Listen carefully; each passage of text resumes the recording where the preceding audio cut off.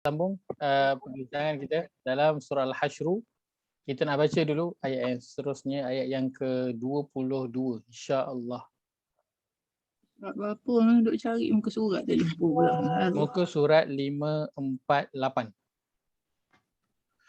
Muka surat 548.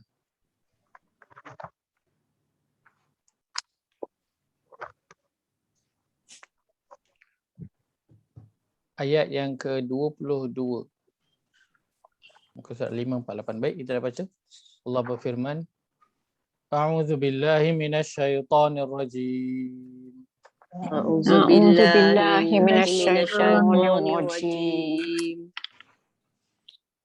Huwallahu alladzi la ilaha illa hu. Huwallahu alladzi la ilaha illa hu. Alimul ghaibi wasyahadah. Alimul ghaibi wasyahadah.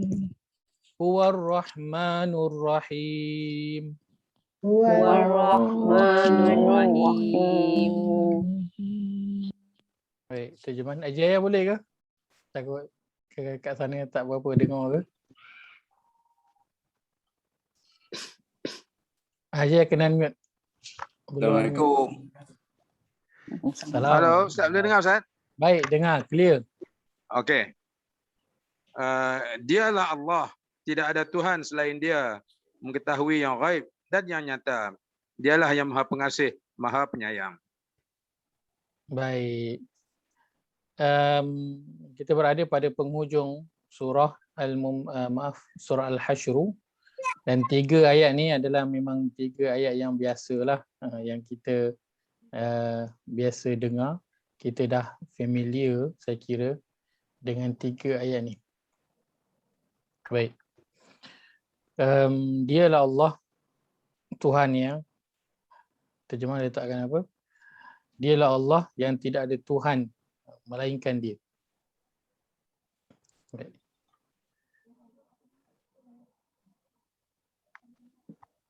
Baik, kalau kita lihat pada permulaan ayat, 2 ni saja, huwallah. Huwallah.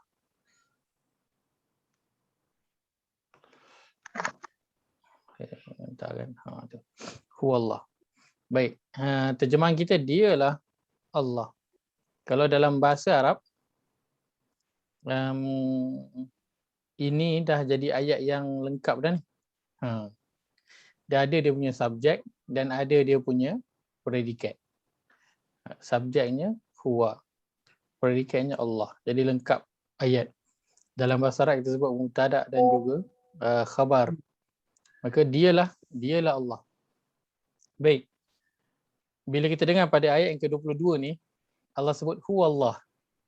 Dialah Allah. Apa yang kita terfikir? Apa yang keluar di minda bila kita baca huwallah? Dialah Allah. Boleh kongsi kan? Apa? Bila dengar huwallah, apa rasa? Dialah Allah. Tidak ada yang lain Ustaz, hanya satu-satunya saja. Tidak ada yang lain, hanya satu-satunya. Apa yang tidak ada yang lain? Tidak ada Tuhan yang lain. Tidak ada Tuhan yang lain. Yang sebelah tu la ilaha illallah. Itu dia. Yang tidak ada Okay, Tuhan yang lain. Jaya bila dengar huwallah, mungkin yang keluar di kepala ialah tidak ada Tuhan yang lain. Yang selalu saya dengar orang bersumpah, wallahu. Nama dia Allah. Demi Allah. Ya, Itu dia guna huruf Wallahu. Ini huwallahu. Ialah Tuhan je yang kita tahu. Baik, Jizanan silakan. Dialah itu dialah Allah. Maknanya kita mengatakan dia tu ialah orang, apa ni, nak kata orang tidaklah, maknanya dinamakan, yang kita kenal Mhm. Allah. Dia tu ialah sebagai nama. Mhm. Nama untuk Allah. Jadi Baik. kita gunakan ganti nama Mhm. untuk Allah tadi. Jadi yang Baik. nak kata tak ada apa ni, uh, tak diberi nama lain lagi lah. Di situ nama Allah. Kita tak perkenalkan sifat-sifat lain. Sifat-sifat nama dia ialah Allah. Okey, baik. Namanya ialah Allah. Maka Allah perkenalkan namanya. Dialah Allah. Allah. Bila dengar huwa Allah, dan Allah memperkenalkan namanya, dialah Allah. Baik. Ada lagi? Bila dengar huwa Allah, dialah Allah. Apa yang kita terfikir? Apa yang pop up di kepala?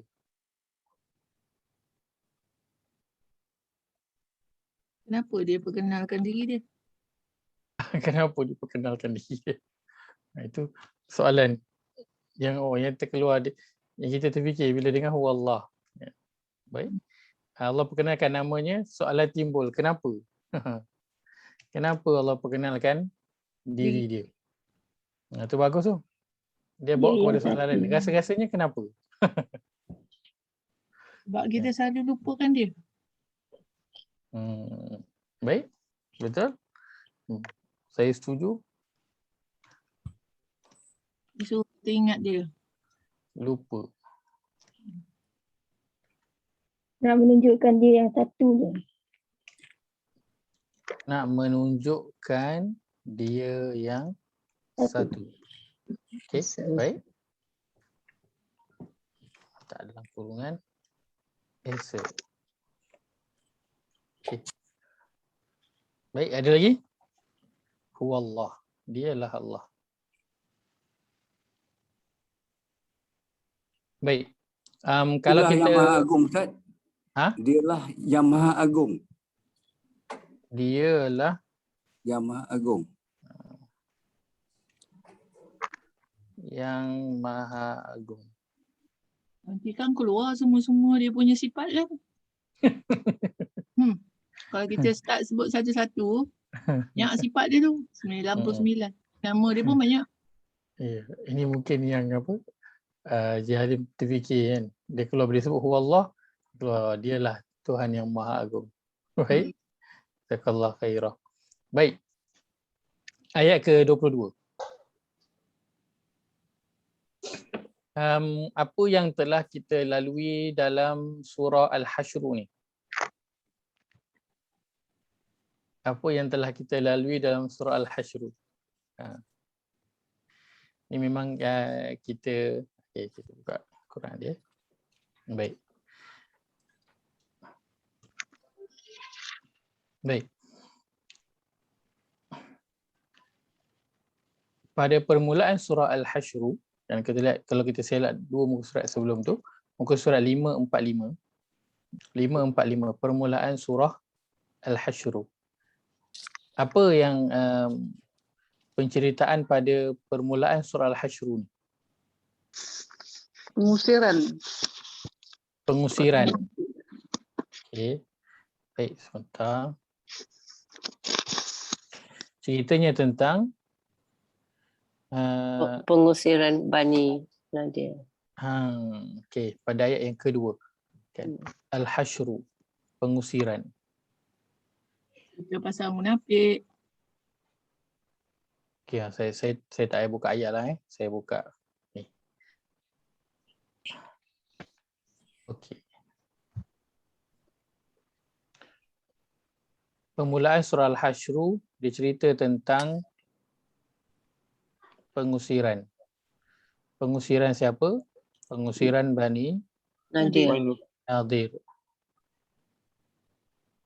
Itulah salah satu daripada 3 kabilah Yahudi yang menetap di Madinah. Baik. Yang menetap di Madinah. Baik. Lagi. Apa yang telah kita lalui dalam surah Al-Hashr ni?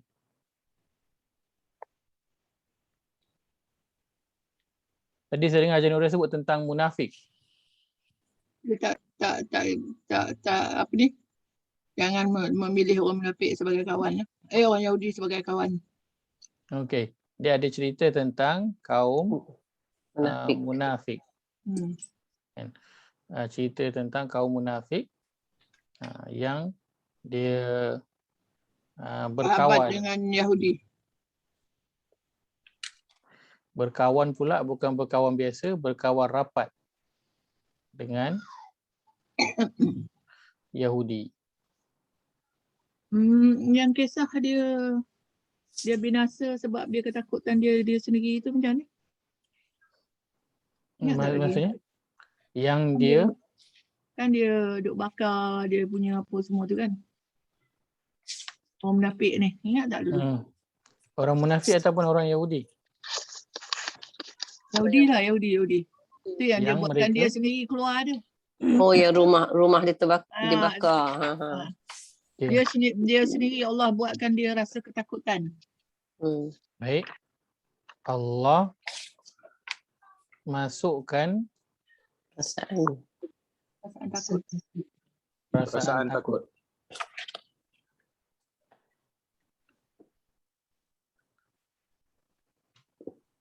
Baik, lagi? Apa topik-topik yang ada dalam surah Al-Hasyr yang telah dibincangkan? Kebaikan orang Ansar. Kebaikan orang Ansar. Ini pada ayat berapa Haji Nurah?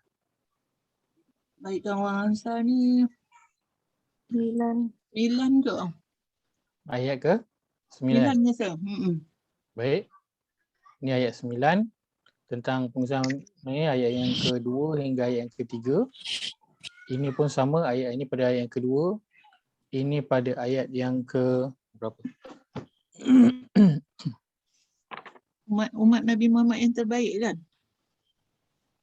Muhajirin dan Ansar. Ini ayat yang ke-11. Okey, baik. Baik, kebaikan. Tadi lagi?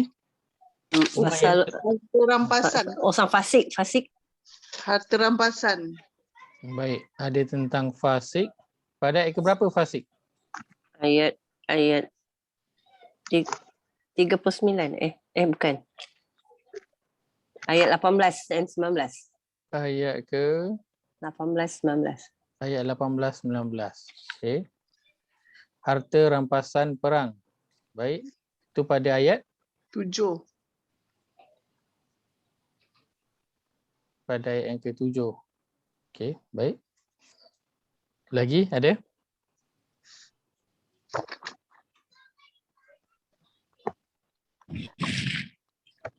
Balasan orang beriman. Balasan orang beriman. Ayat 18. Wahai orang-orang yang beriman, takwalah kepada Allah. Ayat ke-18. Baik. Munafik ini berkawan rapat dengan Yahudi. Kita ada juga tentang munafik ini. Orang munafik. Ada Dia- juga tentang mereka ni yang mereka Dia syaitan manusia lah. Manusia dia syaitan. penakut. Dia syaitan manusia. Syaitan manusia. Penakut ni pada ayat yang ke-14. Syaitan manusia pada ayat yang ke-16. Bagus lah Ustaz. Hmm? Ustaz ingat bagus. Baik, ada lagi? Baik. Mungkin ada yang termiss dan sebagainya. Tak apa. Baik. Ini 7 daripada saya kira banyak perbincangan yang ada dalam surah Al-Hasyr ini. Baik. Surah Al-Hasyr. Tajuknya pun adalah Al-Hasyr yang bermakna pengusiran. Kan? Yang bermakna pengusiran. Maka pada permulaan surah Al-Hasyr ini memang Allah cerita tentang Huwallazi akhrajal ladzina kafaru min ahlil kitab min diyarihim liawwalil hasyr. Ada lagi satu Dia- Ustaz yang pasal neraka jahanam tu. Pasal neraka jahanam. Kan di tempat yang mereka berapa tu? ditempatkan je neraka jahanam kan. Ada tak? Siapa di neraka jahanam? Ada kan ada Pasal ada gunung, tajuk itu. pasal gunung yang tu. Tu yang Pasal baru ni gunung 21 pecah ni. belah tu. Gunung pecah belah. Baik, gunung. Pasal neraka jahanam. Neraka jahanam.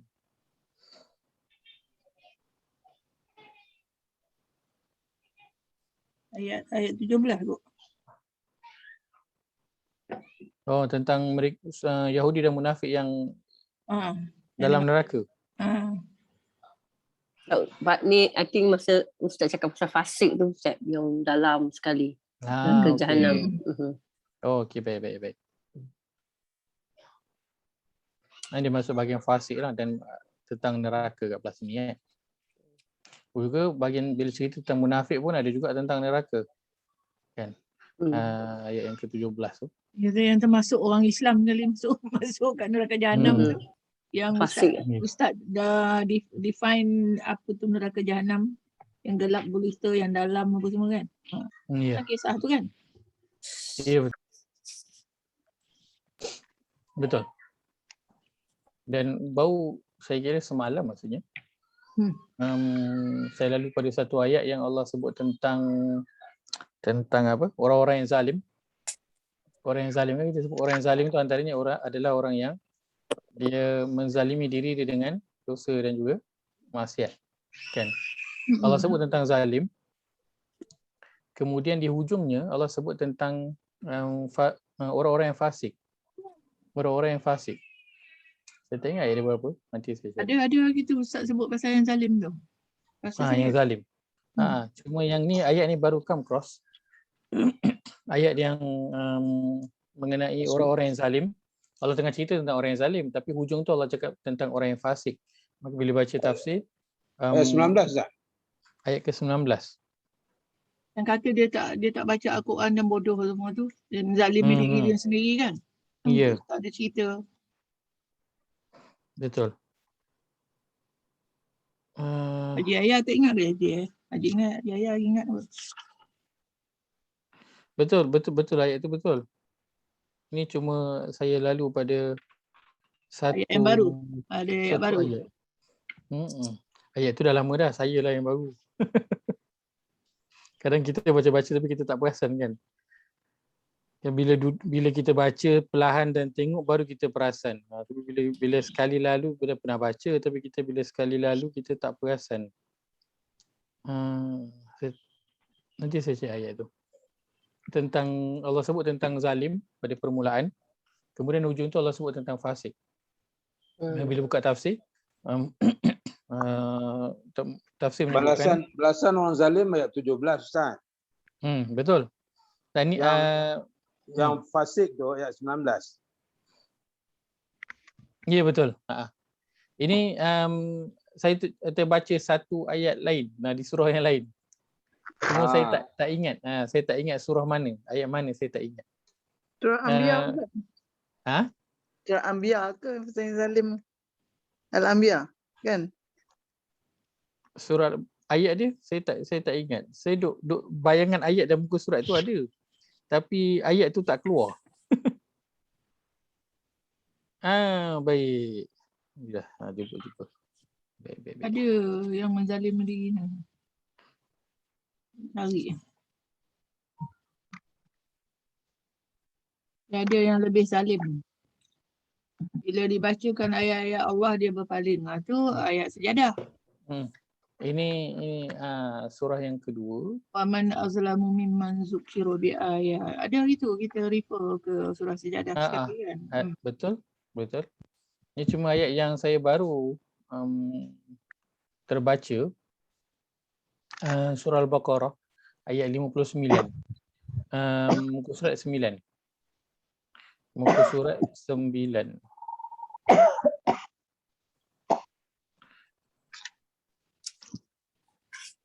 ayat yang ke-59.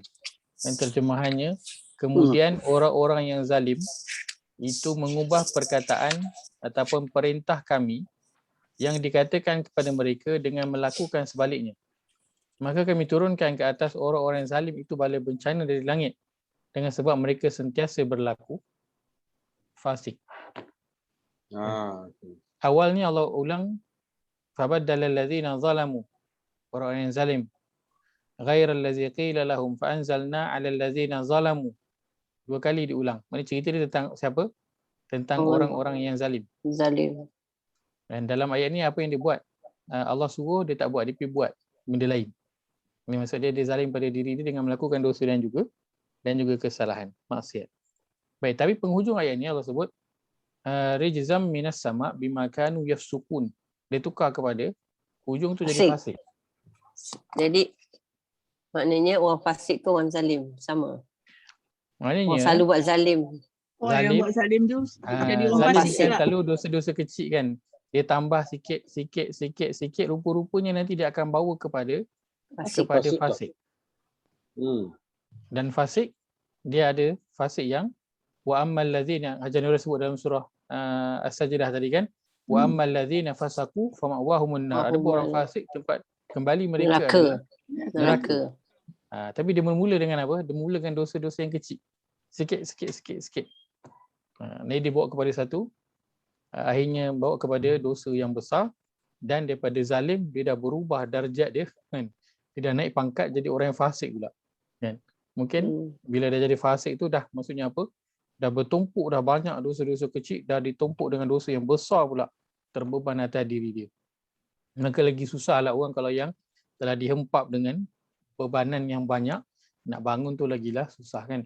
Akhirnya jatuh dalam golongan yang fasik, yang mana pengakhirannya adalah Allah sebut adalah neraka. Kalau bertaubat okey ke tak Ustaz? Kalau bertaubat sudah tentu. Oh okey. Kalau bertaubat sudah tentu okey. InsyaAllah kita berharap. Kena taubat sentiasa lah. Kena bertaubat sentiasa. Baik. Permulaan surah Al-Hashr tadi. Permulaan surah Al-Hashr nanti buka supaya boleh tengoklah. Kalau ada siapa ada mushaf bagus untuk boleh tengok mushaf. Sebab takut ni terjemahan dia tak besar. Tak nampak sangat. Baik. Allah sebut tentang dialah yang huwallazi, dialah yang mengeluarkan orang-orang kafir ahli kitab, iaitu Yahudi, daripada kampung halaman mereka, buat julung-julung kalinya li awwalil hasyr. Baik, bahagian sini, ma dhanantum ay yakhruju. Kamu wahai umat Islam tidak menyangka bahawa mereka akan keluar disebabkan bilangannya yang ramai dan pertahanan yang kuat. Baik. Ini pertama. Kemudian wa dhannu annahum mani'atuhum husunuhum minallah. Yang kedua. Dan mereka pula menyangka bahawa benteng-benteng mereka akan dapat menahan serta memberi perlindungan kepada mereka dari azab Allah. Baik. Fa'atahumullahu min haitsu lam yahtasibu. Ketiga, maka Allah menimpakan azabnya kepada mereka dari arah yang tidak terlintas dalam fikiran mereka. Wa qadhafa fi qulubihimur ru'b. Serta dilemparkan perasaan cemas takut ke dalam hati mereka. Yukhribuna buyutahum biaidihim. Ini yang kelima. Lalu mereka membinasakan rumah-rumah mereka dengan tangan mereka sendiri. Fa'tabiru ya ulil absar. Baik, kita lihat pada ayat yang pertama, permulaan surah Al-Hashr ini pada ayat yang kedua. Bani Nadir ketika itu, kenapa para sahabat ataupun kaum muslimin tak menyangka bahawa mereka akan dapat mengusir Yahudi, Bani Nadir ketika itu? Kenapa waktu itu para sahabat ma zanantum ayyakhruju? Poin yang pertama, tak sangka boleh mengusir Bani Nadir. Kenapa? Kan dalam terjemahan dia letakkan disebabkan bilangannya yang ramai dan pertahanannya yang kuat. Maksudnya apa, Bani Nadir ramai dan dia pula duduk di dalam benteng. Kampung dia berada di dalam, rumah dia berada dalam benteng yang tinggi. Sebab itu para sahabat tentera Islam waktu itu tak sangka akhirnya dapat mengusir mereka. Baik, kemudian yang kedua, wazannu annahum mani'atum husunhum minallah. Yahudi Bani Nadir menyangka bahawa benteng-benteng mereka yang kukuh tu boleh menahan mereka daripada Allah, boleh bagi perlindungan pada mereka daripada Allah, iaitu daripada azab Allah ataupun daripada Rasul Allah, daripada tentera Allah. Yang ketiga, fa'atahumullah min haitsu lam yahtasibu. Maka Allah menimpakan azabnya kepada mereka dari arah yang tidak terlintas dalam fikiran mereka. Yang keempat, wa qadhafa fi qulubihim ar-ru'b.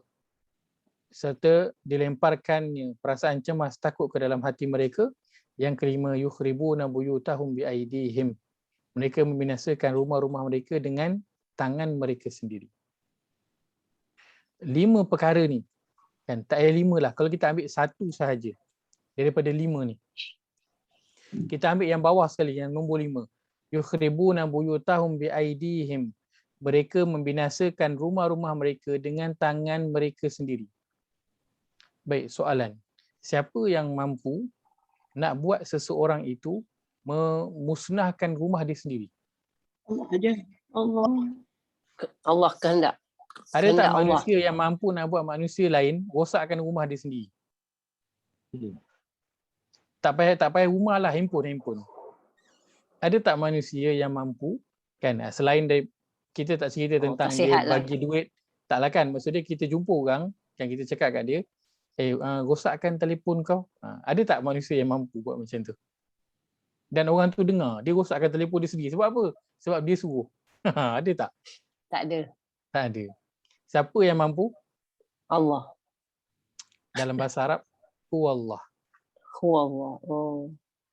Dialah Dia Allah. Allah. Dialah Allah. Yang mampu nak buatkan orang tu merosakkan rumah dia yang dia bina dengan tangan dia sendiri, titik perlu dia bekerja mencari duit, dialah Allah yang mampu nak memusnahkan rumah itu dengan tangan tuan rumah sendiri. Manusia boleh buat? Tak boleh. Tak boleh buat. Kenapa kita kena sebut dialah Allah? Kita tak sebut Allah lah yang apa? Yang Menyuruh, mampu. yang mengizinkan benda tu semua. Betul. Baik. Ayat 22, penghujung surah Al-Hasyr, Allah sebut huwallah, dialah Allah. Maka bila kita recap balik apa yang ada dalam surah Al-Hasyr, kan, kita akan nampak apa? Perkara-perkara yang manusia tak mampu nak buat. Tapi siapa je yang mampu nak buat semua keajaiban tu? Oh, itulah dia kata ghaib Allah. tu. Sebab itu pada Ghaib. hujung surah tu Allah tengah nak cerita. Kau dah baca pada awal surah Al-Hasyr, kau dah baca tentang Yahudi Bani Nadir yang tentera Islam kalau memang tak boleh nak kalahkan dia orang sebab dia orang duduk dalam tembok, dia orang ada senjata yang lagi banyak, dia orang ada benteng, Dia yang kontrol ekonomi. dia yang kontrol ekonomi. Benteng pula ditutup dengan apa? Berada dalam ladang-ladang pokok kurma, lagilah susah pada bawah nak attack ke atas. Tapi siapa yang boleh mengusir mereka dengan begitu mudah? Huwallah. Allah. Allah. Sekarang Allah kita je yang tukar boleh perkataan. buat. Dialah Allah. Kan, wa qadhafa fi qulubihim ar-ru'b. Allah campakkan dalam hati mereka perasaan takut. Siapa yang boleh buat? Allah je yang boleh buat. Sebab tu Allah perkenalkan diri dia di akhir surah Al-Hasyr, huwallah. Dialah Allah yang buat semua tadi yang kau baca pada awal surah tu, kan, semua keajaiban-keajaiban, kepelikan tu, itu semua dialah Allah yang buat semua. Ustaz, saya tengok daripada ayat 22, 23, 24, semua dia sebut huwallah. Huwallah lagi satu tu War-Rahman. Huwallah juga. Huwallah. Lazi. Semua huwallah. Semua. Ayat 2 huwallazi. Pada ayat kedua Allah sebut huwallazi je, Allah tak sebut huwallah allazi. Tak. Dia saja sebut huwallazi. Dia tak sebut nama dia dulu. Dia tak sebut nama dia dengan jelas. Ini semua huwallah. Dia tak sebut dengan jelas nama daripada ayat kedua. Tapi kat Baru hujung perasan. 3 ayat dia sebut huwallah. Mm-mm. Huwallah. Dia stres huwallah. betul Israel betul, dialah Allah. Sebab itu orang yang kalau benar-benar mengenal Allah, dia dengar huwallah dah cukup dah.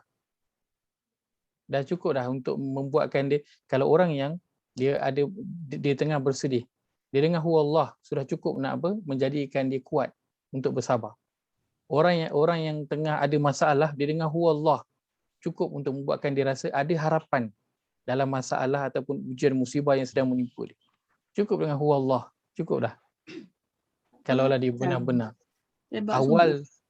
Awal surah Al-Hasyr 21 ayat Allah cerita tentang apa yang dia mampu lakukan. Ayat hujung Allah cuma kata huwallah. Dia nak menunjukkan dia siapa yang duk buat pada awal-awal tadi yang kau baca. Huwallah. Dialah Allah. Sebab itu kalau dibaca surah Al-Hasyr, permulaan ni dia cerita tentang pengusiran Bani Nadir.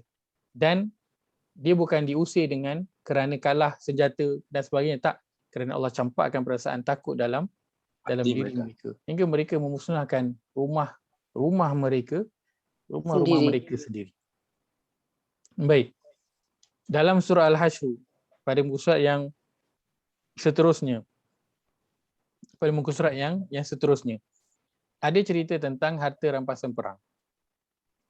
Ada cerita tentang harta rampasan perang, kan, tentang perlu kepada siapa, kan, ada orang nak rampasan perang, ada yang dapat, ada yang tak dapat dan sebagainya. Baik, di penghujung nanti, pada hujung nanti yang ayat yang kita akan tengok nanti, Allah sebut tentang diri dia huwallah, dan Allah sebut tentang diri dia Al-Malik. Ustaz hang ni. Saya hang ke? Okey, baik. Allah sebut diri tentang ayat ke-23. Huwallah allazi la ilaha illahu al-Malik. Apa maksud al-Malik? Maharaja, raja. Menguasai. Pemerintah, penguasa kot. Yang maha suci. Maha menguasai. Dia yang menguasai. Dia yang menguasai. Ataupun raja. Itu dalam perkataan Malik juga.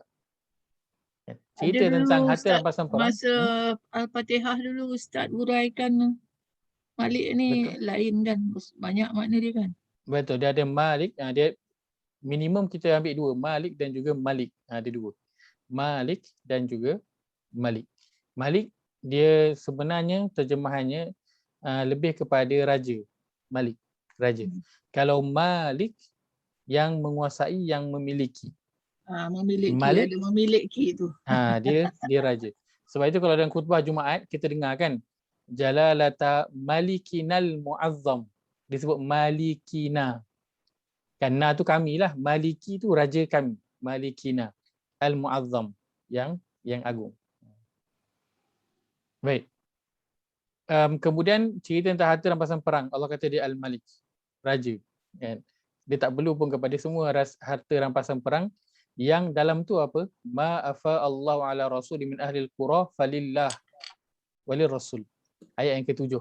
Apa yang Allah kurniakan kepada Rasulnya Muhammad dari harta penduduk negeri, bandar atau desa dengan tidak berperang, maka adalah ia tertentu bagi Allah. Maksudnya ada hak Allah kat situ. Dan juga hak Rasul. Dan Allah kata apa? Allah dia stress pada nanti pada hujung ayat, dia adalah Al-Malik, raja. Dia sebenarnya tak perlukan pun kepada harta ni. Rasul itu pun tak perlu kepada harta tersebut kerana Allah boleh memberi kurnia kepada Rasul tersebut. Baik. Awal surah Al-Hasyr juga, dalam surah Al-Hasyr dia ada cerita tentang kaum munafik yang mereka bersahabat baik dengan siapa? Dengan Yahudi. Mereka memilih untuk berpakat dengan Yahudi. Baik. Nabi tak tahu. Tapi siapa yang memberitahu kepada Nabi? Allah Azza wa Jalla. Siapakah yang memasukkan perasaan takut ataupun pengecut ke dalam diri munafik? Allah. Yahudi. Yahudi pula. Allah. Munafik. Allah. Sebab apa? Allah. Sebabkan perasaan takut inilah akhirnya apa? Kan munafik janji nak tolong Bani Nadir, betul tak? Akhirnya dia jadi tolong tak? Tidak. Tak jadi tolong. Sebab apa? Dia pun Lari. takut. Takut. Dia pun takut juga. Kan sebab tu ayat 13 Allah kata la antum asyaddu rahbatan fi sudurihim minallah.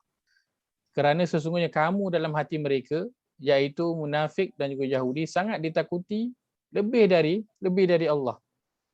Allah masukkan Ini nak ayat cari tadi yang ni yang ayat 13 ni. Kan ayat ada satu 13. ketika kan dia orang sangat takut kepada Nabi, macam dia dengar ke apa, dia orang dah lari ke apa. Sebab dia orang sekarang ni dia orang dah tak takut lagi. Macam tu lah Ustaz Sekarang dah cerita tak tadi. takut, betul. Sekarang dah tak takut kan. Sebab Sekarang dah keimanan takut. mereka kan, sebab keimanan mereka. Dulu dia orang takut. Sekarang dah tak takut. Bukan kerana sekarang ni dia orang hebat, bertambah hebat, bukan. Tapi kerana umat Islam Ada yang yang tu. bertambah lemah. Dia orang memang masih lagi penakut. Masih lagi sama, penakutnya memang sama. Memang itu sifat mereka yang Allah sebutkan. Tapi kenapa sekarang dia orang nampak hebat, nampak berani? Bukan dia orang nampak berani, sebab orang Islam yang penakut. Orang Islam yang dah jadi penakut. Yang dah lemah. Yang dah lemah iman dia. Sebab itulah nampak orang tu hebat. Ya. Baik, yang memasukkan rasa takut ke dalam diri munafik itu adalah Allah Azza wa Jalla. Baik. Kemudian yang nanti yang menjaga Nabi SAW dalam bahagian pengusiran itu, yang menjaga mereka adalah siapa?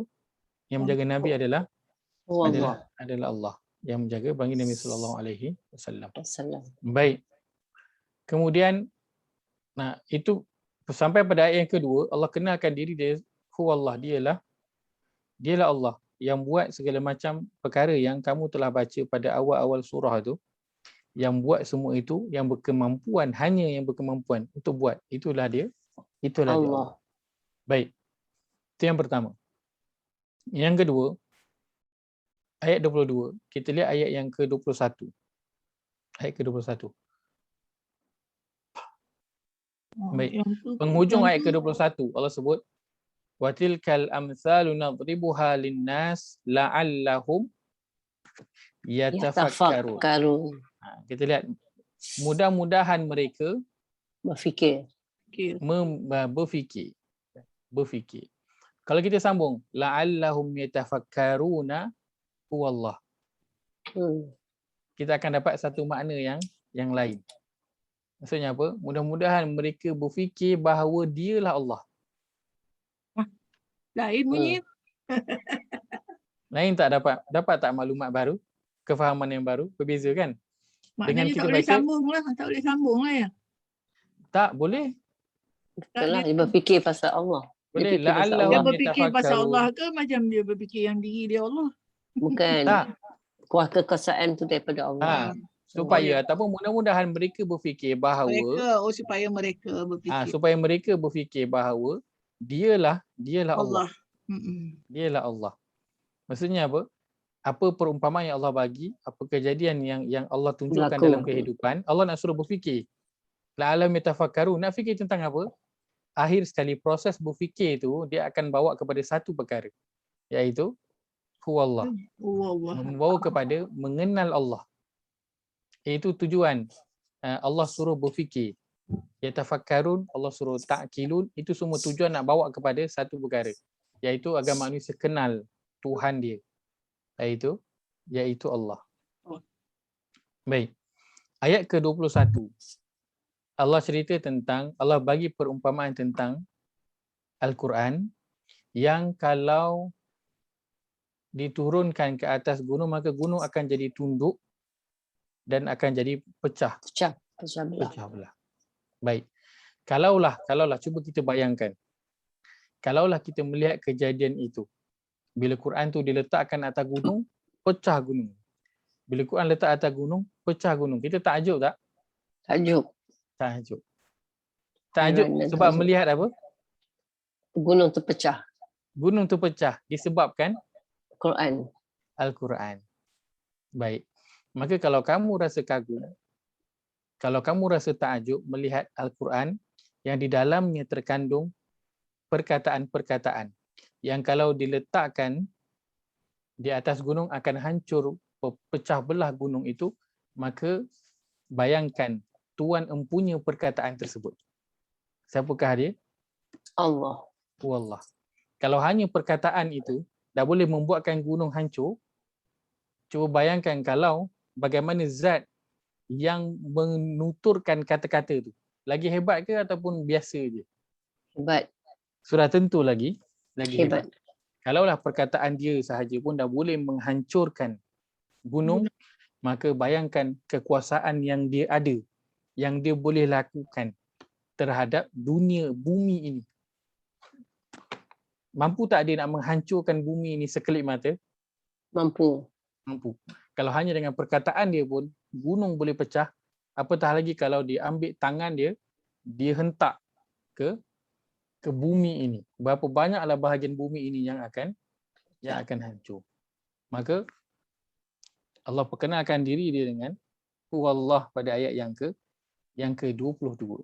Kalau kamu kagum dengan Al-Quran, maka kamu perlu lebih kagum dengan Tuan empunya Al-Quran itu. Kalau kagum dengan, kita kagum dengan apa? Teknologi yang ada sekarang ni kan. Teknologi apa je lah teknologi yang ada. Telefon, tengok teknologi makin sekarang yang makin canggih. latest, makin canggih. Kita kagum tak dengan teknologi sekarang? Yang dulu tak ada lah. Kan? Boleh ada Face ID pun kita dah kagum dah kan. Tak payah nak tekan password, Face ID je. Kita dah kagum dah. Kan? Itu yang apa? Yang orang kontrol rumah semua guna voice kan. Kita kagum. Kan? Ciptaan dia kita dah kagum. Kalau kita jumpa orang dia, kita kagum tak? Kagum. Kita lagi kagum. Sebab apa? Orang yang boleh mencipta satu benda kan, itu adalah sebahagian sifat dia sahaja. Maksud dia, kalau dia terror mencipta telefon, dia sebenarnya pengetahuan dia lebih besar daripada itu. Kan? Maka sebahagian sifat dia ataupun ilmu dia itulah dia boleh nampak dekat penciptaan telefon tu. Tapi itu je ke ilmu yang dia ada? Tak, ilmu dia luas lagi. Kan? Cuma telefon tu salah satu je. Sebahagian je ilmu yang dia ada, akhirnya terciptalah telefon. Bumi yang ada itu bukan menunjukkan semua sifat Allah. Itu hanya menunjukkan sebahagian sifat Allah sahaja, bukan semua. Allah sebutlah nama dia 99 dalam Quran, ataupun lebih banyak sifat yang Allah sebutkan tentang diri dia, Allah cerita tentang diri dia, itu semua sebahagian sahaja apa yang Allah bagi tahu kita tentang diri dia. Lainnya kita tidak tahu. Baik. Ayat 22 ini Allah gunakan nama dia Huwallah. Kenapa Allah tak guna Huwa Rabb? Macam dalam Al-Fatihah. Al-Fatihah Allah mulakan kan Alhamdulillahi Rabb. Kan Allah ada juga Allah namakan diri sebagai Rabb ataupun Tuhan. Kenapa Allah guna Huwallah? Allah tak guna Huwa Rabb kat sini. Dia nak mempelbagaikan.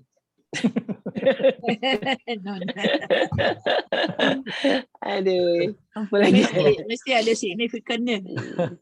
Baik, apa ada dalam kalimah Allah dan apa ada dalam kalimah Rabb? Apa beza dia? Huruf ba, Rabb dengan ra dengan ba. Ni alif lam lam ha. Lafuzalala. Ya Rabb, ya Rabb. Baik, dalam perkataan Allah, kalau kita ambil dia punya ru'bah dia, asalnya ada perkataan apa? Alif lam ha. Ilah. Kan? Ilah. Kita sebut la ilaha ni ilah. Kan ilah. Kalau Rabb kan ru'bah dia Rabb lah.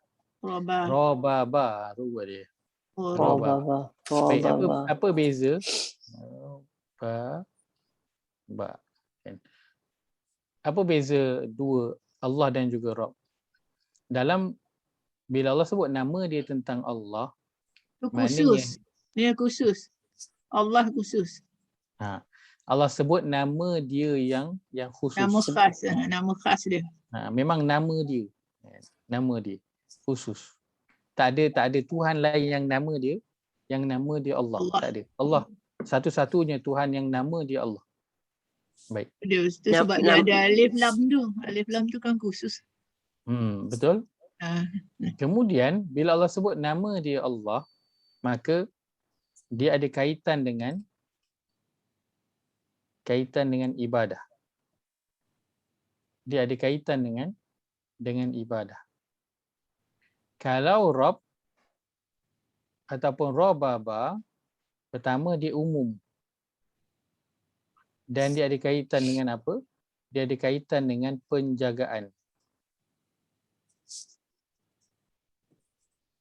Baik. Sebab itu kita kata la ilaha illallah. Maksudnya apa? Tiada Tuhan. melainkan Allah. Panjang sikit apa? Tiada Tuhan yang berhak Sembah. disembah melainkan Allah. Allah. Baik. Maksudnya bila perkataan Allah, dalam itu dia ada kaitan dengan ibadah. Kandung Bila lain. Rabb, dia maksud dia penjagaan. Kita pernah dengar perkataan tarbiyah? Kan? Ejaan tarbiyah dalam bahasa Taroba. ni Taroba ejaan ya. tarbiyah dalam bahasa Arab. Ta adalah tambahan, ta depan ni tambahan, ta marbutah adalah tambahan. So apa yang tinggal? Ro, ba, ya. Ya. Kan? Ya Robi. Ni tinggal. So dia kaitan dengan tarbiyah. Dia sama dengan robaba. Robaba dia ada kaitan dengan tarbiyah. Maksudnya Tuhan, dia sama kita bayangkan ibu bapa, anak lahir pada kecil jaga sampai besar. Bagi makan, bagi pakai, jaga waktu sakit, jaga daripada jadi perkara yang tak baik. Itu semua masuk dalam tarbiyah, penjagaan. Maka bila Allah guna nama Rabb dia umum. Dan Allah nak suruh Allah nak fokuskan pada bahagian dia Tuhan yang menguasai dan menjaga manusia ataupun menjaga alam. Tapi bila Allah guna nama dia Allah, maksudnya Allah nak suruh fokus tentang apa? Tentang dia zat yang kena diabdikan diri, kena sembah, kena beribadah kepada dia. Lebih khusus. Allah tak cerita tentang perkara yang umum. Maka semua yang kita dah lihat, apa yang Allah telah lakukan, yang Allah dah sebut pada awal surah Al-Hasyr sebelum sampai pada ayat yang ke-20 ini, maka apa yang natijah yang Allah nak suruh kita buat? Kembali pada dia lah semua kan. Kita dah dengar sembah dia. hebatnya Allah buat tu. Allah boleh tolong kelompok yang sikit bagi Allah menang. maha. Campakkan perasaan takut kan. Maka Allah nak suruh kita apa? Abdikan Sembah diri dia, kepada bersembah pada dia. Allah nak suruh kita sembah dia. Bukan saja Allah cerita-cerita supaya kau nak kagum hebatnya Allah. Macam mana Allah dia buat, berkuasanya Allah. Bukan itu saja. Allah nak pergi kepada huwallah. Dialah Allah, Tuhan. Yang kau kena sembah. Bukan saja kau nak dengar cerita hebat dia tu dan that's it. Tak ada apa benda. Tak. Kau kena abdikan diri kepada dia. Kau kena sembah dia. Itu penceritaan yang awal semua nak membawa kepada poin yang ini. Iaitu huwallah. Dialah Allah. Yang manusia itu kena abdikan diri kepada dia. Ya. Allah tak guna huwa Rabb. Ataupun dia tak guna huwallazi. Tak. Dia guna huwallah. Huwallah. Dia perkenalkan diri dia sebagai Allah kerana dia nakkan daripada hamba dia setelah dah tahu apa benda yang kemampuan yang dia lakukan kena adalah kan. Kalau dalam Al-Quran time tu hujung tu kan ada resolusi kan. Maka apa resolusi? Kau dah kenal apa benda kemampuan yang Allah boleh buat, apa resolusi dia, apa tindakan kau? Amal. Kau kena sembah dia, kena abdikan diri kepada dia. Kalau tak, dia hanya akan jadi cerita yang kita dengar kosong, tak ada apa-apa tindakan. Saya tahu cerita ni, hanya tahu cerita sahaja. Tapi kesan daripada cerita tu kita tak dapat apa-apa. Kenapa? Tak ada tindakan yang datang daripada diri kita. Maka tak berguna lah. Ya? Tak ada feel. Tak ada feel. So cerita-cerita tu tak berguna lah. Cerita macam tu je kan. Cerita Macam kosong. ni dah tahu nampak. Datang Dia macam tumbuhan dalam hati je. Kena ada tindakan. Dia macam kalau kita lintas jalan, orang jerit, kereta tu, kan kita dengar, buat tak tahu. Jalan. Kan? Akhirnya apa? Cerita Melanggar. atau kan tak bermakna lah untuk dia, tak bagi kesan pada dia kan. Hmm. Ini cerita yang Allah cerita tentang Bani Nadir, bukan saja Allah cerita. Bukan saja Allah cerita tentang syaitan kan dan manusia yang syaitan goda manusia, lepas tu berlepas tangan. Bukan saja Allah cerita tentang orang beriman, ya ayyuhallazina amanu taqullaha, wa orang beriman bertakwalah kepada Allah dan buat persiapan. Bukan saja Allah cerita tentang Al-Quran yang kalau letak atas gunung pecah, bukan saja. Tapi Allah nak huwallah, nak bagi tahu abdikanlah diri kepada Allah. dia. Actually ayat ni banyak tu pengajaran dia Ustaz. Ya, Banyak betul Ya. yang kita kena amalkan. Ya Allah. betul. Dia hanya 2 perkataan je, huwallah kan. Tapi maknanya itu kalau orang yang benar-benar memahami sudah cukup. Dalam kehidupan dia tahu huwallah. Dialah Allah. Tapi biasalah manusia itu. Kan walaupun dah dengar cerita yang panjang, masih juga tak boleh nak nampak pengajaran yang nak disampaikan ataupun kadang-kala terlupa. Maka Allah tak pernahlah membiarkan orang tu terkotang-kanting macam tu. Dia perkenalkan lagi huwallah allazi la ilaha illahu. Kata dialah Allah, Tuhan yang tidak ada Tuhan melainkan dia. Allah tak cakap direct kan? Allah tak cakap direct. Tidak ada Tuhan melainkan dia, maka sembahlah dia. Allah ada tak sebut dalam ni? Tak ada. Tak sebut direct. Allah gunakan huwallah. Maka orang yang faham perkataan Allah, dia tahu ini Allah nak bagi tahu tentang dia zat yang kena abdikan diri. Maka kena buat apa? Kena beribadah lah. Kena abdikan dirilah kepada dia. Ustaz, kalau tak tadabbur tak tahu ni Ustaz. Allahu Akbar. La ilaha illallah. Baca macam tu je kan. Dah berapa kali lalu dah. Allah. Lepas tu 3 ayat ni memang masya-Allah kan. Allah mulakan semua dengan huwallah, huwallah, huwallah. Punyalah Allah nak suruh buka mata, abdikan diri, beribadahlah kepada aku. Ibadahlah kepada aku. Tapi tak Tapi dia perasan, tak sebut. apa. Dia tak sebut pun. Allah tak sebut direct. Sebab kadang ada dalam Quran yang Allah sebut direct tapi banyaknya Allah tak sebut direct. Ustaz. Ini ayat suruhan ni Haji Yahya. Ya, Ajar Nuria. Ah. Saya nak komen sikit lah. Ah. Masalah kita sekarang ni. Khatam Qurannya tiap-tiap bulan tapi habis kita tak tahu. Ni tengah upgrade lah ni Haji Yahya. Tengah upgrade. Aduh. Tiap-tiap hari baca doa khatam Quran Ustaz. Kan tak Tiap tahu pagi dah baca dah. doa. Lepas tu sebulan sekali khatam perdana. Oh, nak khatam ya, tapi apa pun kita tak tahu. Allahu Akbar. InsyaAllah Haji Yahya. Banyak dah tahu dah ni. Itulah saya minta Allah ni bagi dia buka, kita duk baca tu kita tak faham tu, bagi dia buka hati, bagi dia memudahkan kita untuk terus belajar macam kita buat dengan ustaz ni kan. Oh, saya cukup Inilah usaha dia. saya punya seronok ni Tuhan yang tahu Ustaz. Allahu Akbar. Allah. Sebab daripada khatam Quran dah ni yang timbul tadabbur ni. Ya, betul. Tak ada. Betul. Itulah kesedarannya sebab kita tak nampak kesinambungannya. Tapi yang Dan kita baca biasa je. Kita baca. Tak. Sekarang bila dah baca lain kita terberhenti sekejap. Lain tak sama je. Lain. Itulah. Kemanisan ni dah dapat dah sikit. Aduh. Bagus Haji Zainal. Very positif. Cuba lepas ni kan solat sunat ke, bangun solat malam ke kan, cuba baca ayat ni. Huwallah. Baca pada law anzalna hazal Quran. Lain betul kal amsal nu'tibuha linnas la'allahum yatafakkarun. Huwallah. Lepas tu kita lagi-lagi kalau solat malam tu masya-Allah mesti macam perkara yang kita akan Ustaz, dulu kan masa saya kalau buat presentation kat board kan, adalah saya jumpa ayat ni ada orang kata elok baca. Sebelum buat presentation kat board saya baca lah ni. Memang orang takut nak tanya lepas tu. Iya je presentation. Alhamdulillah, saya yakin. Ustaz. Saya pun macam dengan Hajar Nuria. Ada pernah saya adalah duduk sembang kawan-kawan di masjid dengan ustaz dengan tok imam tu. Depa cadangkanlah hafallah surah ni. In fact saya baca daripada ayat 19 ustaz. Sorry. Ayat 18. Ayat 18. Jadi kita bagi dua lah, rakaat pertama, rakaat kedua kan. Saya apa-apa bacalah sembahyang, waktu sembahyang di rumah, waktu jadi imam di mana-mana pun bacalah yang ni ustaz. Hanya boleh baca aja ustaz, tapi tak langsung tak faham sampai peringkat yang ustaz cakap hari ni ustaz. Saya malu kat diri saya ustaz.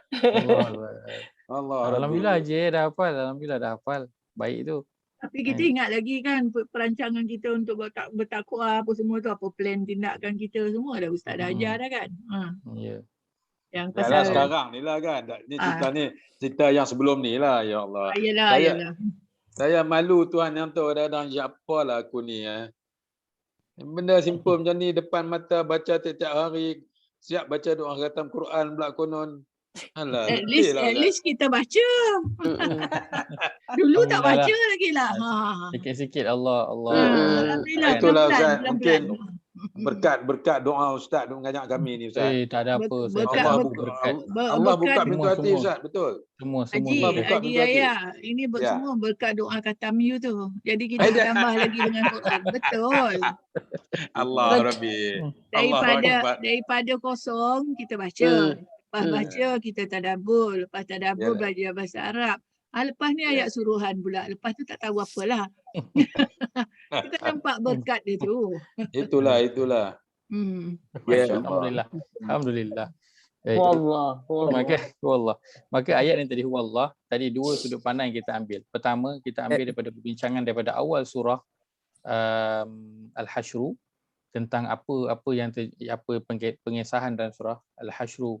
Kemudian kita relatekan dengan dialah Allah yang mampu melakukan perkara tersebut. Kemudian kita ambil pada satu ayat yang sebelum, dan iaitu Allah suruh mudah-mudahan mereka berfikir. Nak berfikir tentang apa? Nak berfikir tentang bahawa dialah Allah. Tuhan yang kena buat apa?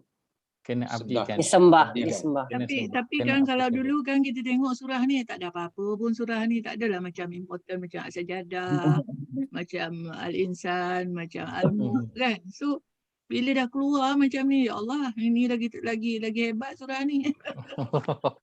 Setiap surah pun ada kelebihannya. Banyak dia nak membimbing kita kan. Ya. Memanglah dia tarbiyah kita ni. Allah yang telah mentarbiyah kita. Dialah Allah. Allazi la ilaha illahu. Ustaz. Ya, saya. Ni sebelum Ustaz sambung lah saya kalau boleh Ustaz cerita sikit pasal beramal dengan Quran. Dia faham amal kan. Jadi kalau kita tak baca Quran, kita baca tu kita beramal ke? Ataupun kita baca tak faham, tapi kita mana macam Haji Ayah bakal tadi dia baca. Mana ada baik. Ataupun kita baca kita kena faham. Itu belum beramal lagi. Beramal tu makna buat apa yang terkandung dalam isi tu. Tak boleh kita baca sikit-sikit. Apa maksud beramal tu? Mana kata, oh saya beramal dengan Quran. Oh awak belum beramal dengan Quran. Macam mana kita nak kata? Kita nak claim kita ni beramal dengan Quran. Okey, baik. Jazakallahu khairan Zainal.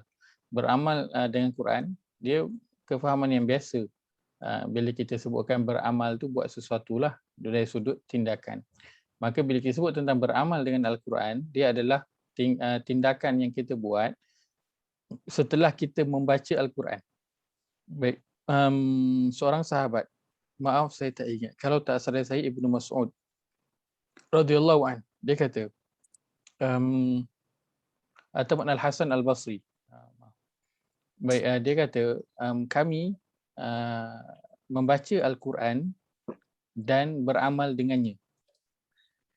Dan akan tetapi nanti akan sampai satu zaman yang mereka membaca Al-Quran dan menganggap bacaan Al-Quran itulah dia beramal dengan Al-Quran.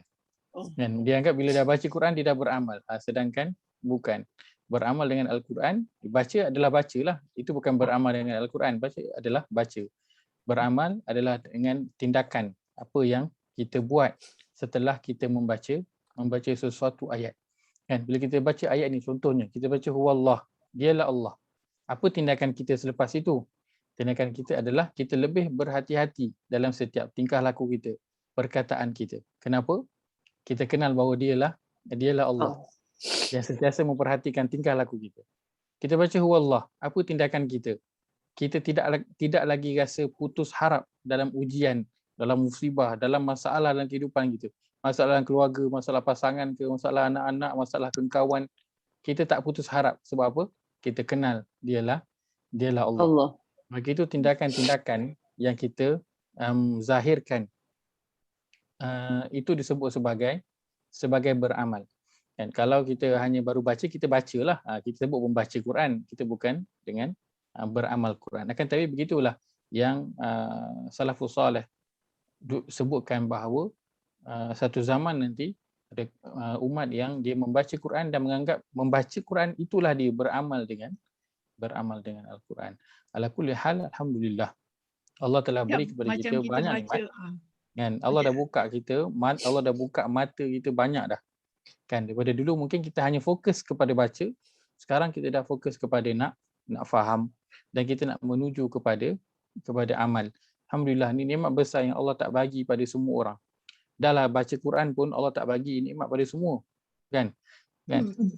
Ini kan pula Allah bagi ekstra lagi. Kita baca dan kita tahu, aku ni tak boleh baca je, aku kena faham.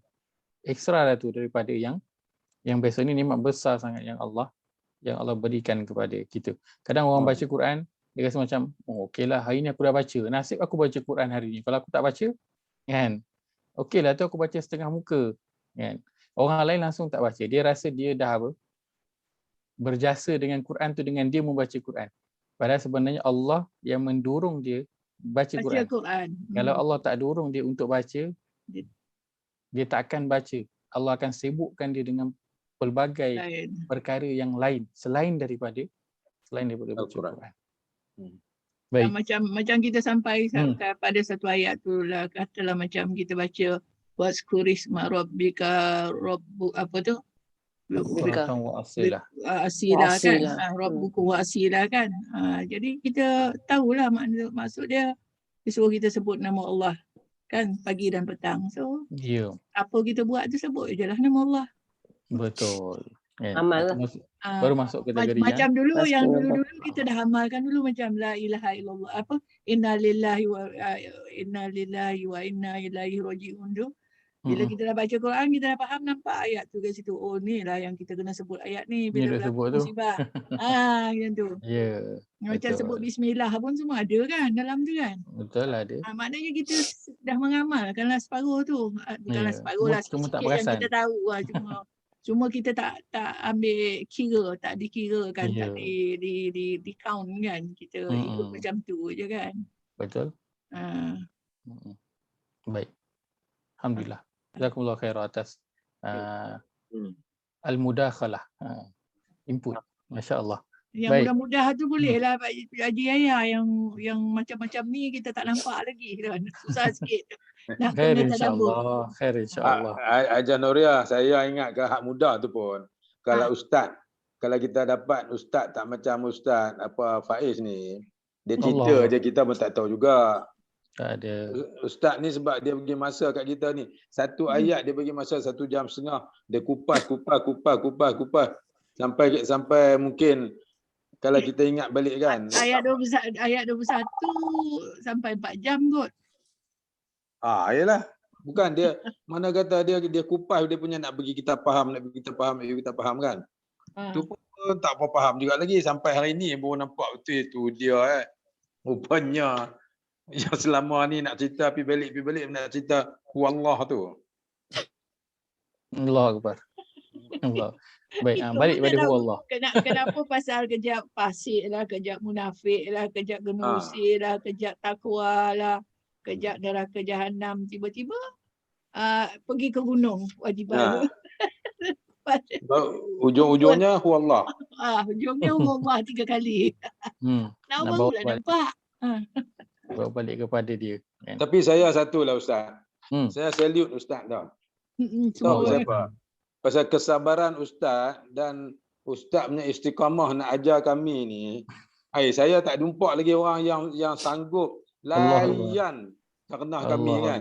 Tengah Ustaz cakap pun orang stop, Ustaz berhenti. Ya silakan tanya apa tanya. Ustaz tak ada Ustaz, tak banyaklah yang saya jumpa yang mau nak ambil tahu sampai macam ni, nak bagi tahu nak murid, nak beritahu orang yang belajar. Betul Ustaz? Sebab tu saya terasa sangat kelas Ustaz ni. Kalau kita look forward sebenarnya, every time kita look forward. Hari ni apa Ustaz nak cerita ni? Hari ni apa ilmu baru kita nak dapat? Sebab apa? Sebab kita rasa pendekatan Ustaz tu memang dia touch the orang kata the right button. The right button. right button tu dia banyak makna tu. So Ni aku. touch right deep into the soul of the heart tau. Yalah. Betul-betul terasa. Kalau saya tak tahu kalau orang lain tak terasa apa yang Ustaz duk cerita ni, saya tak faham lah. Maaf betul. Saya Terasa. berkongsi sahaja. Apa tu? Ialah atas tanggungjawab saya lah kan. Tapi saya pun sebenarnya kalau tak ada orang nak mendengar, saya pun tak nak bercakap dengan siapa kan. Nak share dengan siapa. Jadi semua yang berada dalam ni pun kan, Masya Allah menyumbangkan masa 1.5 jam kan setiap minggu minimum untuk kita nak berbincang. Kadang mungkin itulah saya minta maaf juga. Kadang saya mungkin kalau orang kata ustaz ni kan macam hayat 21 sampai 3 sesi. 3 minggu ustaz dia cerita ayat yang sama kan. Takut kata ustaz ni tak bergerak lambat benar. Aku kalau belajar lain ni dah habis dah surah ni kan. Khatam dah. Dah khatam dah. Yang duduk dengan ustaz ni duduk pusing situ aja tak bergerak kan. Saya mohon maaf kalau ada yang rasa lambat bergerak kan. Mudah-mudahan yang kita nak kejarkan adalah nak faham dan mengamalkan. Kita tak nak jadi macam sebelum ni kita dah lalui yang kita baca untuk khatam. Jadi untuk tadabbur kita tak nak buat perkara yang sama. Kita tak nak aim kita untuk nak khatam, bukan. Aim kita bukan nak khatam atau nak habiskan surah, habiskan juzuk dan sebagainya, bukan. Kan supaya kita rasa okey, aku dah selesai dah tadabbur Quran, tak kan. Betul. Bukan itu tujuan kita. Tujuan kita nak bergerak pada setiap ayat, lambat tak apa, janji kita dapat korek apa yang kita boleh korek dalam ayat tu kan. Sebab ayat ni kan, Al-Quran ini dia datangnya daripada Allah dan nak memperkenalkan diri dia. Allah nak memperkenalkan diri dia. Semua dalam ayat-ayat dia. Maka kita nak perhatikan apa yang boleh kita nampak dan boleh kita dapat daripada setiap perkataan yang Allah gunakan dalam ayat-ayat dia. Ini baru namanya mengkaji Ustaz. Baru namanya mengkaji. Cuma saya limitkan, saya tak sentuh sangat dari sudut bahasa sebab yang ada dalam ni mungkin tak ikuti kelas bahasa Arab Al-Quran kita kan. So nanti bila kita dah habis bahasa Al-Quran nanti, saya akan lebih sentuh. Dari sudut bahasa saya akan lebih sentuh lah. Macam yang ni saya tak sentuh, saya kurang sikit sentuh. Contoh Al-Ladhi. Ada dia punya point yang boleh kita ambil daripada perkataan Al-Ladhi. Al-Ladhi saja. Dalam terjemahan yang je. Betul. Kan. Tapi bila dia dari sudut bahasa, dia dan masukkan dengan Quran, dia ada perkara yang boleh kita ambil daripada perkataan Al-Ladhi. Yang terjemahan hanya yang je. Kan. Sahaja. Begitu. Sebab itu saya sangat berharap, saya harapan besar sebenarnya untuk nanti kita boleh sama-sama tadabbur dan kita boleh cerita tentang dari sudut bahasa. Kan. Doa umur kita panjang ya Ustaz. Tak apa, insya-Allah boleh. Allah bagi kesempatan. Kalau tak semua, kita dapat rasa beberapa ayat yang kita ambil tadabburnya dan kita ambil dari aspek bahasanya kan. Mudah kita sempat rasa perkara itu insya-Allah. Saya pun kadang lebih rasa bila bercerita kan. Bila bercerita tu kadang maklumat tu sampai, idea tu sampai. Kadang sebelum ni tak terfikir. Waktu baca kitab, baca rujukan tafsir tak dapat. Tengah bercakap mengajar benda tu dapat. Kan. Jadi saya seronok dapat perkara-perkara baru yang begitu. Banyak sebenarnya yang saya belajar daripada pengajaran kelas kita ni insya-Allah. Baik. Alhamdulillah. Kembali balik. Allah, dialah Allah. Tiada Tuhan yang berhak disembah melainkan dia. tiada Tuhan melainkan dia. Allah tak suruh pun, tak sebut pun sembahlah aku dan sebagainya. Tak. Allah nak suruh kita sendiri berfikir. Sebab itu Allah sebut la'allahum yatafakkarun, mudah-mudahan mereka itu berfikir. Maka akal kita nak kena rangsang dia, nak kena bagi dia berfungsi. Kan? Lepas tu banyak dalam Quran Allah sebut manusia ni dia memfungsikan akal dia untuk nak berfikir tentang perkara-perkara yang berkaitan dengan diri dia, terutamanya kehidupan dunia. Maka akal ini dia perlu difungsikan untuk perkara-perkara yang jauh daripada itu, iaitulah kehidupan akhirat. Dan akal ini dia boleh membayangkan perkara yang gaib. Tapi Allah tahu tak semua orang perasan ataupun boleh nak ada kesedaran begitu. Kan antara ciri pertama orang yang bertakwa yang Allah sebutkan awal surah Al-Baqarah, apa dia? Alif Lam Mim zalikal kitabul la raiba fi hudal lil muttaqin. Kan? Kemudian Allah sebut apa dia? Allazina yu'minuna bil ghaib. Sifat pertama orang bertakwa Allah sebutkan, iaitu orang-orang yang mereka beriman dengan perkara yang gaib. Itu Allah gaib. Hari akhirat gaib. Baik. Tapi kadang manusia tak boleh nak buat begitu, sedangkan Allah dah ciptakan akal, memang boleh membayangkan perkara yang gaib, memang boleh sampai mendatangkan kepada tindakan. Manusia boleh membayangkan perkara yang gaib sampai boleh membawa kepada tindakan. Setuju tak? Contoh dia apa Ustaz? Contohnya. Baik, kalau saya cerita tentang siang tadi kan, saya makan aiskrim Baskin Robbins, yang kek aiskrim tu kan. Lepas tu saya makan red velvet cake kan. Boleh bayang tak dalam kepala? Boleh bayang. Dan kalau kata kena dengan kita punya selera, akan buatkan kita apa? Nak berselera. Cari beli. Besok aku nak pergi cari. Besok aku pergi cari. Tak, on telefon Food Panda. Ada tak dessert malam ni? Buka lagi. Kan? Dia akan membawa kepada apa? Tindakan. Bila cerita tentang pergi bercuti, laut yang biru, boleh snorkeling, nampak ikan kat dalam tu semua. Ataupun cerita tentang sungai, sejuk, nyaman, hijau. Dia boleh membawa kepada apa? Bawa kepada kita, baik hujung minggu ni kita pergi bercuti. Hanya dengan apa? Membayangkan je. Belum sampai pun kat sana. Bayang je. Itu kelebihan akal yang Allah bagi. Dia boleh bayangkan perkara yang gaib yang tak ada depan mata. Hingga boleh menjelmakan tindakan. Maka sebab itu ciri pertama orang yang bertakwa ialah dia beriman dengan perkara yang gaib. Tapi Allah dia tahu mungkin ada manusia yang tak dapat nak memfungsikan akal dia begitu. Kan dia membayangkan perkara yang gaib tapi bayangkan perkara yang tak baik pula kan. Itu pun yang manusia salah gunakan akal dia. Macam mana dia boleh buat tindakan yang tak baik? Kenapa? Dia membayangkan benda-benda yang tak baik. Akhirnya terjema tindakan yang tak baik, betul tak? Maka dia gunakan kan akal, kebolehan akal, fungsi akal tu telah disalahgunakan. Yang sepatutnya dia kena bayangkan al-ghaib tu Allah dan juga hari akhirat hingga terjema dalam kehidupan dia. Percaya kepada Allah dan juga hari akhirat. Baik. Kalau macam orang tu dia asyik membayangkan tentang akhirat semua kan. Sehingga dia rasa macam dia nak mati je tu macam mana Macam dia dah tak nak, macam dia dah tak fikir dunia kan. Dia macam nak mati je dan dia buat sampai bagus dia, cuma jangan sampai bunuh diri lah. Jangan sampai bunuh diri.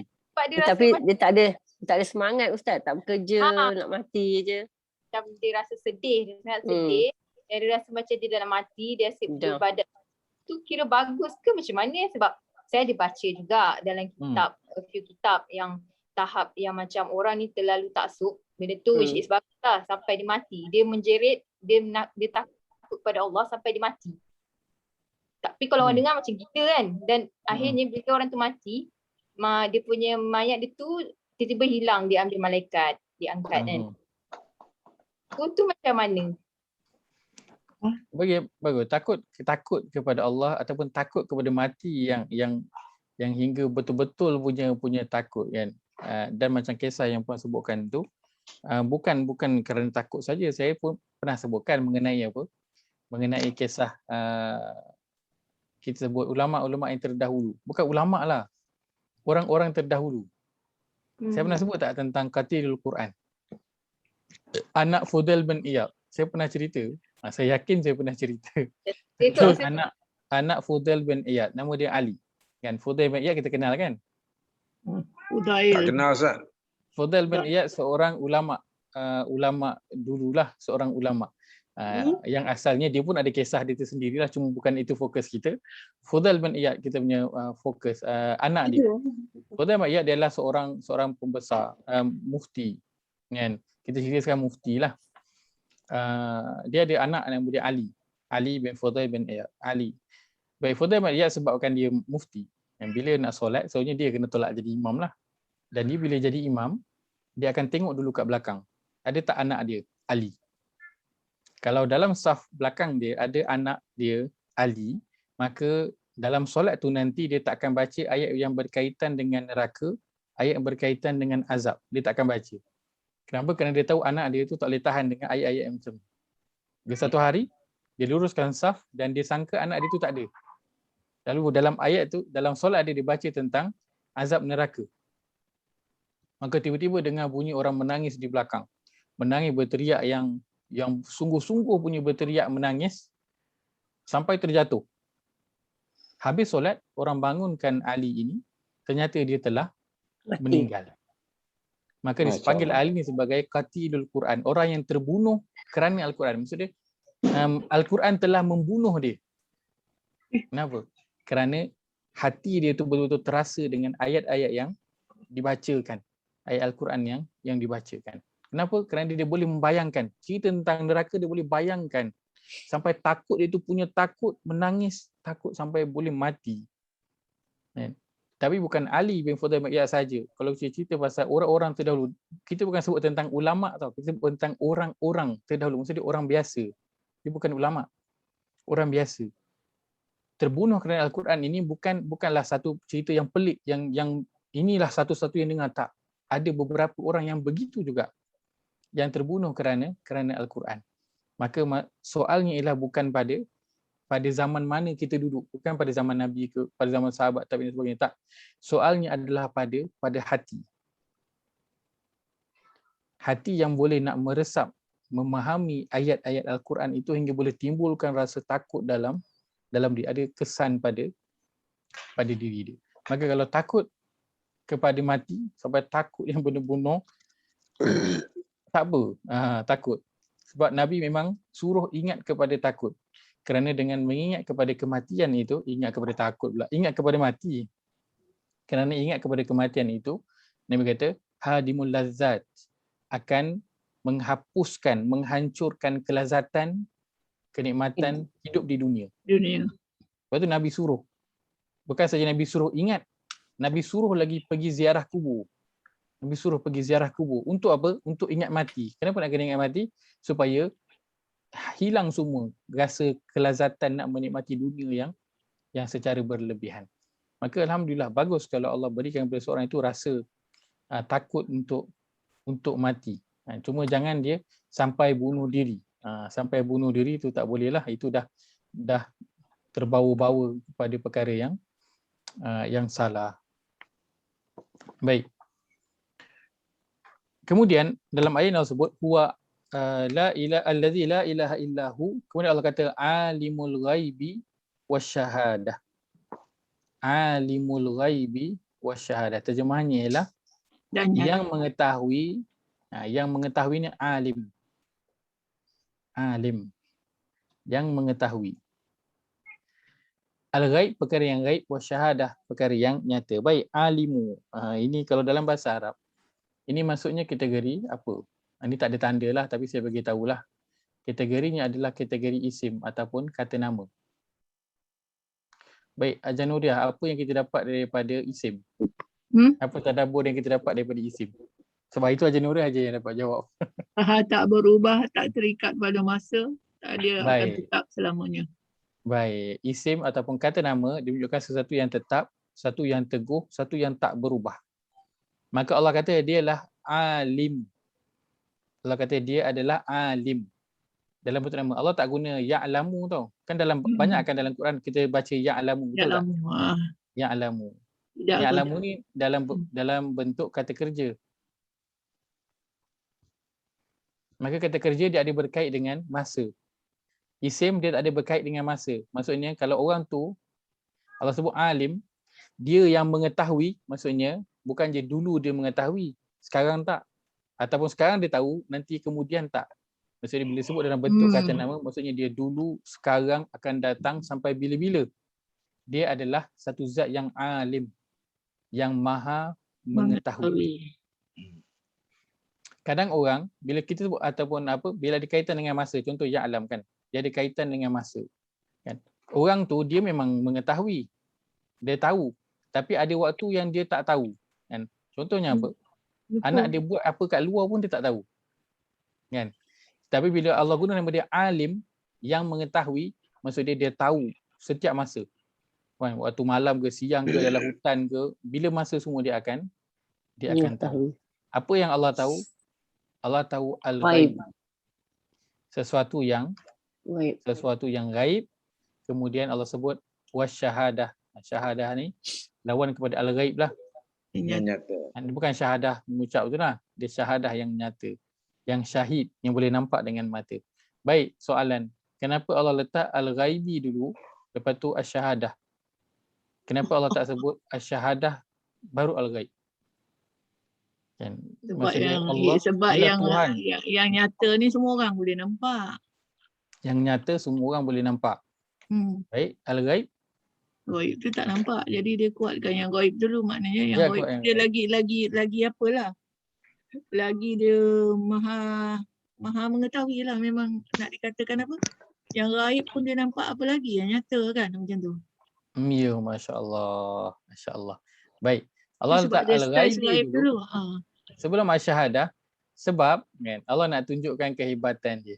Allah sebenarnya lah kan, kadang bila baca pun kadang nak tersenyum dalam setengah ayat. Allah dia memang sengaja je. Kalau dalam bahasa Inggeris kita kata nak show off.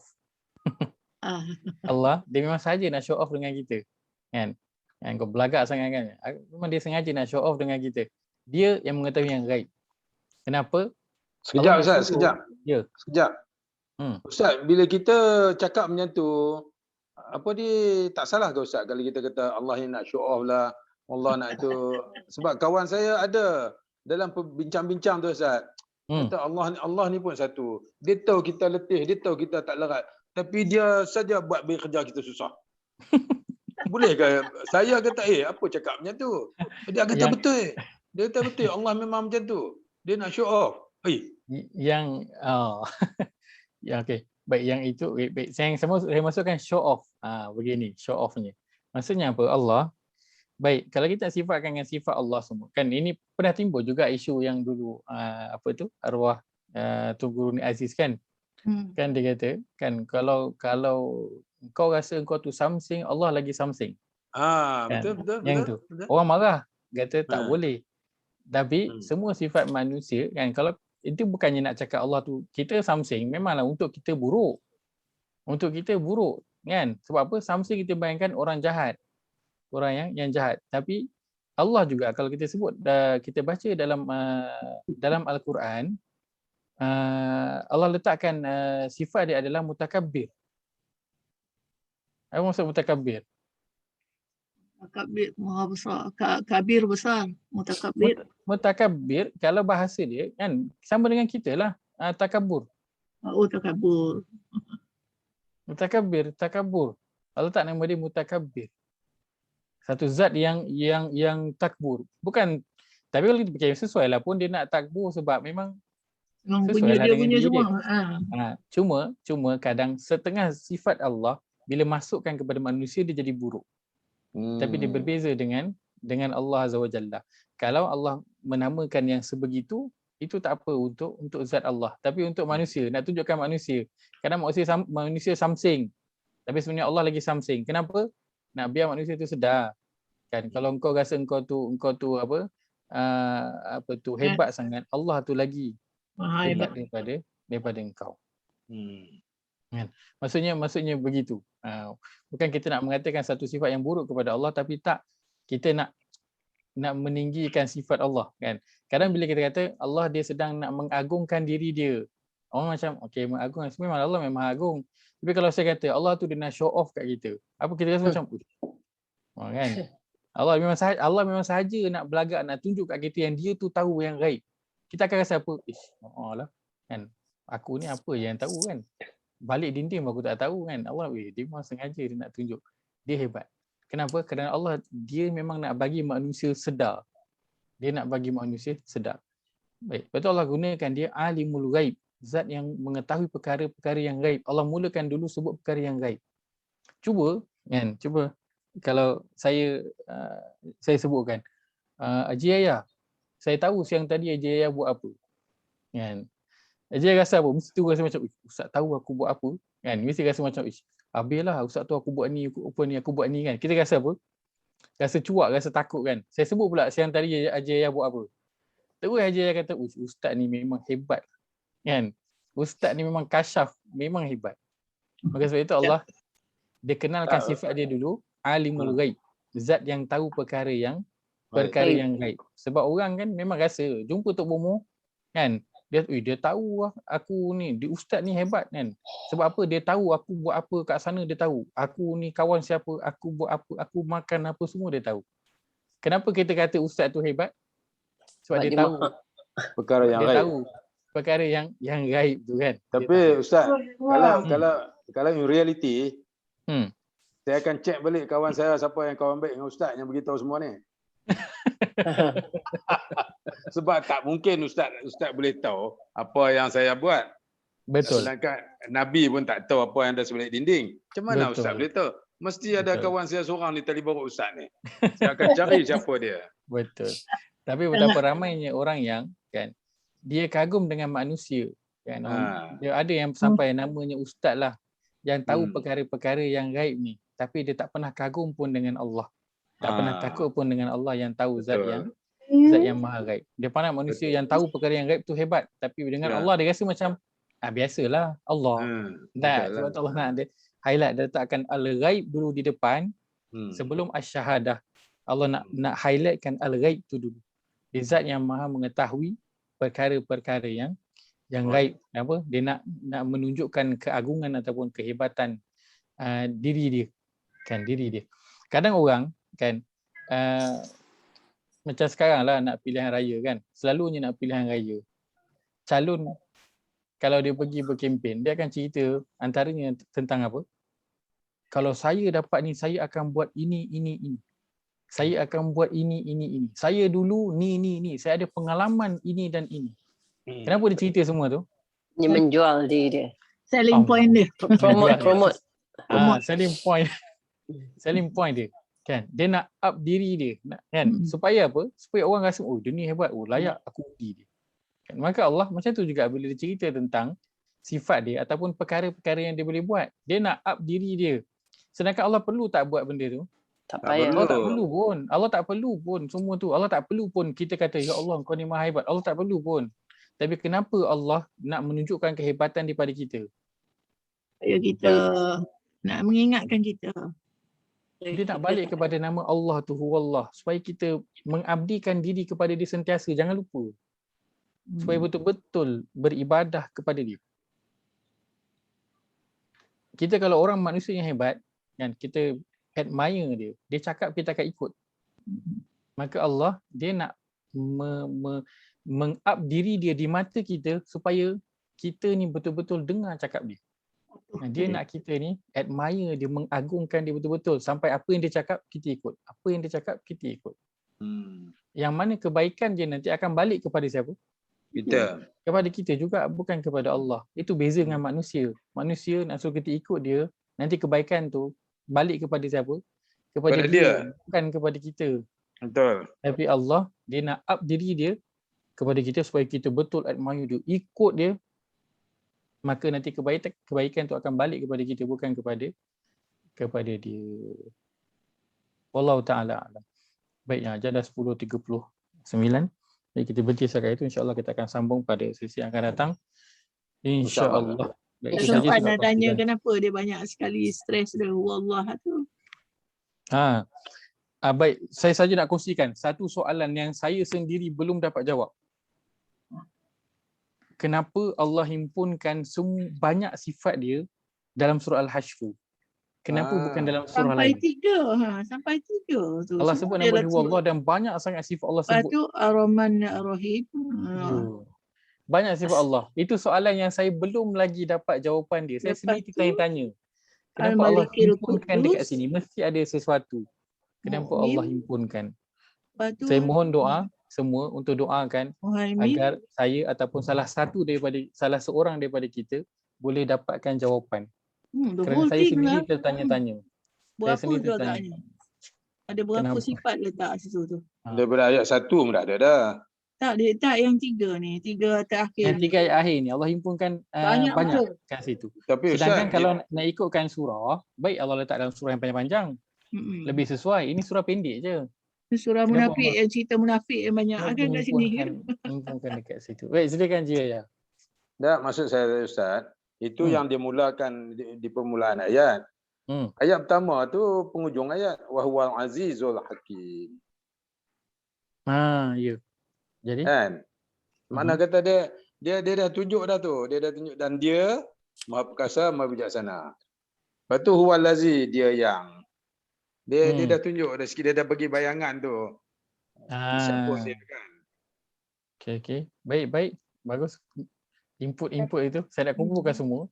Kan nanti boleh Tapi mudah-mudahan yang kita dalam ni yang paling banyak jawab. sekali yang 3 ayat yang terakhir ni yang apa betul. ni ayat 10 ni adalah dia sebut sikit Raufur Rahim gitu kan. Betul.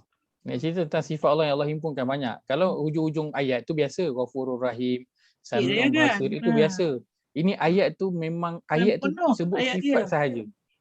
Itu yang Mula dengan dia. Al-Jabbar, Ya. Al-Mutakabbir, itu semua dia letak tu. Betul. Ayat Baik, insyaAllah. 23.